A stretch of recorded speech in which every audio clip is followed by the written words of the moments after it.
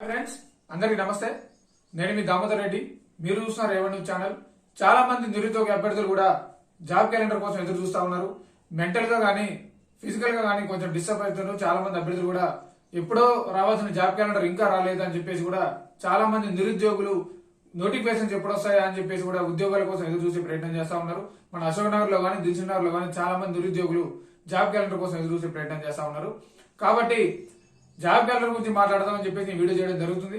కాబట్టి అభ్యర్థులందరూ మీరు దయచేసి వీడియో మొత్తం స్కిప్ చేయకుండా చూడండి. అలాగే మన ఛానల్ లైక్ చేయండి, షేర్ చేయండి, సబ్స్క్రైబ్ చేయండి.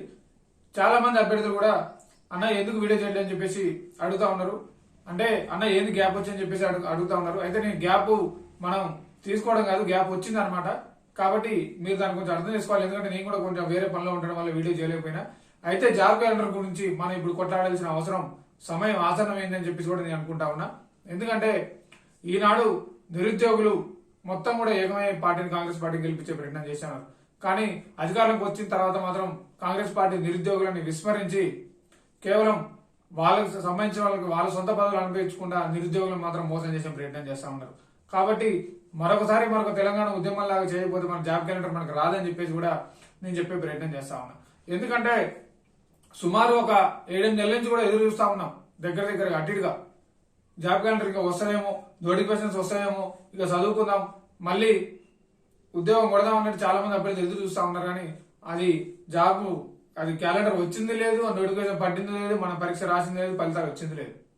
ఇప్పుడు ఉన్న వాటికి రిజల్ట్ ఏమన్నా కానీ ఇంకా లేట్ అవుతుంది. ఆల్రెడీ అయిపోయినటువంటి గ్రూప్ 1 కానీ, గ్రూప్ 2 కానీ, గ్రూప్ 3 ఫలితాలు ఇవ్వమన్నా కానీ వాటి గురించి కూడా ఎవరు మాట్లాడే ప్రయత్నం చేయరు. ఎంతసేపు వాళ్ళ సొంత సంబంధించి ఏమన్నా నోటిఫికేషన్ ఏమంటే ఎమ్మెల్సీ కోడ్ ఉందంటారు, ఒకసారి ఎమ్మెల్సీ ఎలక్షన్స్ ఉన్నాయంటారు, ఒకసారి స్థానిక సంస్థల ఎన్నికల కోడ్ అంటారు, ఒకసారి ఎస్టీ రిజర్వేషన్ అంటారు, ఒకసారి ఎస్టీ రిజర్వేషన్ సంబంధించి కోడ్ సంబంధించి ఉన్నాయని చెప్పేసి కూడా వీళ్ళు ఎన్నెన్నో చెప్పే ప్రయత్నం చేస్తా ఉన్నారు. ఇవన్నీ ఏదో కాలం వెళ్ళదీయడానికి చెప్పే మాటలు ఇవన్నీ. అంటే జాబ్ క్యాలెండర్ ఇంకా ఇస్తాం అనుకుంటా ముందుకు అట్లా జరిపి నిమ్మలంగా తర్వాత ఎప్పుడో చూద్దాం అన్న విధంగా వీళ్ళ వైఖరి మారే ప్రయత్నం చేస్తా ఉన్నారు. ఎందుకంటే ఇక్కడ నిరుద్యోగులు కూడా ఆలోచించాల్సిన విషయం ఉంది. ఇప్పటికైనా సరే అందరం ఒక తాటి మీదకి వచ్చి మనం పోరాడితే శాంతియుతంగా అహింసా మార్గంలో మనకున్న రైట్స్ ప్రకారం, మనకున్న హక్కుల ప్రకారం మనం కూడా శాంతియుతంగా ఏదో ఒక ప్రోగ్రామ్ చేస్తేనే ఖచ్చితంగా మనకు జాబ్ క్యాలెండర్ వచ్చే అవకాశం ఉందని చెప్పేసి కూడా నేను చెప్పే ప్రయత్నం చేస్తా ఉన్నా. కాబట్టి నిరుద్యోగులారా మేల్కోండి, ఇక సమయం లేదు. ఇంకా ఉన్నా కొద్ది కూడా టైం గడిచిపోతుంటది. చాలా మంది కూడా అభ్యర్థులు కూడా అశోక్ నగర్ లో కానీ, దిల్సుఖ్ నగర్ లో కానీ ఇంకా చాలా మంది అభ్యర్థులు కూడా పాపం ఇంటి దగ్గర కూడా అప్పులు చేసుకుంటూ చాలా ఇబ్బంది పడుకుంటూ, ఇక్కడ కూడా ఉంటూ ఇబ్బంది పడుకుంటూ చాలా మంది అభ్యర్థులు కూడా ఇబ్బంది పడుతున్నారని చెప్పేసి మనకు తెలుసా ఉంది. ఎందుకంటే ఏదో ఒక జాబ్ నోటిఫికేషన్ వస్తే ఉద్యోగం రాసుకొని ప్రశాంతంగా వెళ్ళిపోదామని చెప్పి చూస్తా ఉన్నారు. కానీ మీరు ఈలోపే జాబ్ క్యాలెండర్ చెప్పేసి మభ్య పెట్టి నిరుద్యోగులని ఎటుగామం చేస్తా ఉన్నారు. వాళ్ళు మెంటల్ గా పాపం చాలా డిస్టర్బ్ అవుతా ఉన్నారు. అండ్ వాళ్ళ ఖర్చులు కూడా ఎక్కువైపోతున్నాయి. కాబట్టి మీరు ఫస్ట్ వాసన నిరుద్యోగ వృత్తి ఇస్తా ఉన్నారు, అది అవసరం లేదు. అండ్ తర్వాత అప్లికేషన్స్ పెట్టుకునేటప్పుడు అప్లికేషన్ ఫీజు ఉంటుందని చెప్పేసి మీరైనా సరే అది కూడా అవసరం లేదు. కానీ మీరు ఇచ్చిన మాట ప్రకారం జాబ్ క్యాలెండర్ ఇవ్వండి. కరెక్ట్ గా జాబ్ క్యాలెండర్ ఇచ్చి ఏ నోటిఫికేషన్ ఎప్పుడు వస్తుందని చెప్పేసి క్లియర్ కట్ చెప్పండి. లేదంటే ఒక 100 మంది నిరుద్యోగులను పిలిపించుకొని మీరు ప్రగతి భవన్ పిలుస్తారా, లేదంటే సెక్రటరీని పిలుస్తారా, లేదంటే ఇంకేదైనా ప్రైవేట్ ప్లేస్ లో పిలుస్తారా?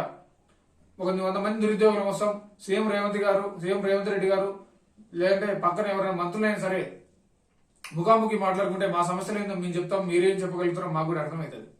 కాబట్టి ముసుగులో గుద్దులాట్లాగా డైలీ పేపర్లో ఒక న్యూస్ వస్తుంది, డైలీ యూట్యూబ్ లో ఒక న్యూస్ వస్తుంది, మీరు ఒకటి చెప్తారు, ఇంకొకరు ఒకటి చెప్తారు. ఆల్రెడీ 55,000 ఉద్యోగం వచ్చని చెప్పేసి మీరే అంటారు, మళ్ళీ 2 లక్షల క్యాలెండర్ ఇస్తున్నామని చెప్పేసి మనం మీరే అంటారు. మీరే ఒక్కొక్కరు ఒక మాట మాట్లాడేసరికి నిరుద్యోగులు అయోమయం గురవుతా ఉన్నారు.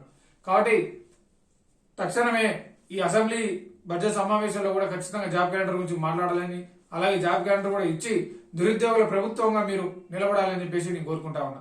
జై హింద్.